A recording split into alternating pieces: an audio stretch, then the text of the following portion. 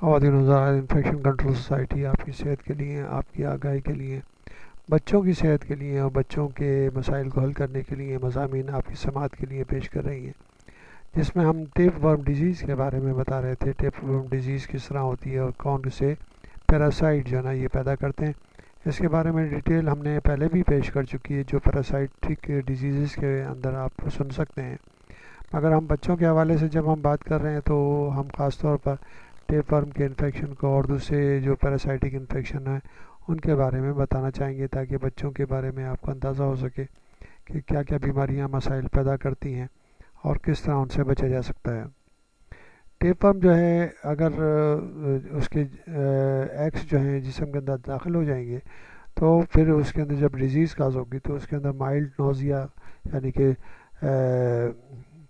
متلی، اور ڈائریا یعنی کہ دستوں کی بیماری، ایبڈومینل پین پیٹ میں درد، لاس آف ایپیٹائٹ یعنی کہ بھوک نہ لگنا، اور جسم کا وزن کم ہونا یہ شامل ہے۔ بچوں میں ٹیپ ورم انفیکشن ہوگا تو بعض دفعہ جو ہے ورمز جو ہے نا وہ بھی پاس ہو سکتے ہیں۔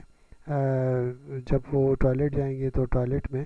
ان کے فیکل میٹر کے ساتھ جو ہے نا ورم پاس ہو سکتے ہیں، جس کا ہم اندازہ کر سکتے ہیں کہ اس کے اندر کوئی ٹیپ ورم کی بیماری ہے۔ کچھ ٹیپ ورم جو ہے نا خاص طور پر جو ہے جو فش ٹیپ ورم ہوتے ہیں وہ وٹامن B12 کی ڈیفیشنسی کاز کرتے ہیں، اور وٹامن B12 جو ہے وہ بہت ضروری ہوتا ہے ریڈ سیل کی میچوریشن میں۔ اگر وٹامن B12 کی ڈیفیشنسی ہو جائے گی تو میگالوبلاسٹک اینیمیا پیدا ہو جائے گا۔ میگالوبلاسٹک اینیمیا پیدا ہونے کی شکل میں بچہ جو ہے سیویئر اینیمیا کا سمٹم اس میں ہوں گی۔ اینیمیا یعنی خون کی کمی۔ جو اس کے جو انڈے ہوتے ہیں ٹیپ ورم کے ایگس جو ہیں وہ بھی یعنی کہ انٹسٹائن سے پاس ہو سکتے ہیں، اور وہ ہمیں جو ہے وہ اسٹول ایگزامینیشن یعنی کہ لیبارٹری ٹیسٹ کے ذریعے مل سکتے ہیں۔ یہ جو ڈیزیز ہے ٹیپ ورم ڈیزیز، اس کے ساتھ یہ ہوگا کہ یہ جو سسٹ فارم ہوتی ہیں، اس کی سسٹ جو ہے نا مسلس میں فارم ہوتی ہیں۔ مسلس میں تو سسٹی سرکوسس ڈیولپ ہو جاتا ہے مسلس میں، یعنی کہ گوشت کے اندر جسم کے مسلس جو ہوتے ہیں، عضلات جو ہوتے ہیں، اس میں سسٹ بن جاتی ہیں۔ ان کو دیکھنے کے لیے ضروری ہے کہ وہ ایکس رے سے بھی ڈائگنوز ہو سکتی ہیں۔ لمپ انڈر دا اسکن یعنی کہ اس کی اسکن کے نیچے لمپ ہوگا، اور سسٹ کے ذریعے جو اگر سسٹ اگر برین میں چلی جائیں تو اس کے اندر دورے پڑ سکتے ہیں۔ اگر آنکھوں میں چلی جائیں تو ویژن پرابلم ہو سکتا ہے۔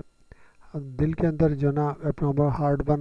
برن یعنی کہ اگر سسٹ جو ہے وہ دل کے اندر موجود ہو تو ایبنارمل ہارٹ بیٹ بھی ہو سکتی ہے۔ اگر سسٹ اسپائن کے اندر موجود ہے، ویکنیس واکنگ کے اندر ہوگی۔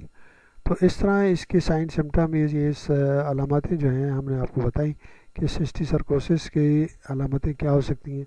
جن جن اعضاء کے اندر سسٹ بنے گی ٹیپ ورم کی، ان کے ذریعے جو ہے وہ مسائل پیدا ہوں گے۔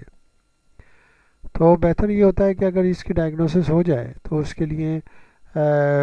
باقاعدہ طریقے سے ایگزامینیشن، اسٹول ایگزامینیشن کیا جائے، اور اس کے اگر ٹیپ ورم کی سیگمنٹ ملے یا ایکس ملے تو اس کے لیے جو بھی میڈیسن ڈاکٹرس ایڈوائز کرتے ہیں وہ اس کی